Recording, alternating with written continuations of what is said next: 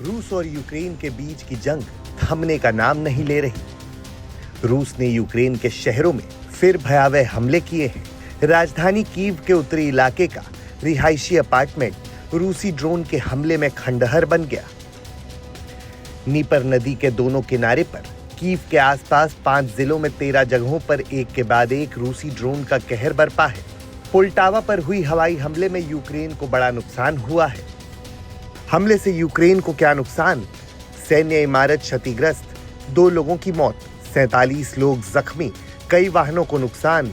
इन हमलों के बीच रूस ने दावा किया है कि उसने यूक्रेन के उत्तर पूर्वी इलाके खार्कीव के मिलोव को अपने कब्जे में ले लिया है।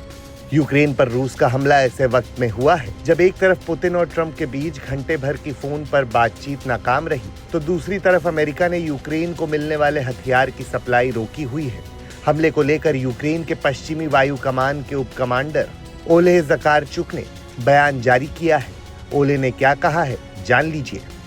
ओलेह ज़कारचुक ने कहा, सबको ये समझना चाहिए कि पर्याप्त हथियार जैसी कोई चीज नहीं होती। हम मिसाइलों का उपयोग नहीं कर सकते क्योंकि हमें ये नहीं मिलती है, तो ये जंग बहुत मुश्किल होगी। यूक्रेन के आम नागरिकों और रिहायशी इलाकों में हो रही रूसी हमले में यूक्रेन की सेना के फाइटर पायलट भी मारे जा रहे हैं, जिससे यूक्रेन बौखला गया है और इसलिए बौखलाई यूक्रेन की वायुसेना के अधिकारियों ने किसी भी जोखिम के हद तक जाकर हमला करने की चेतावनी दी है।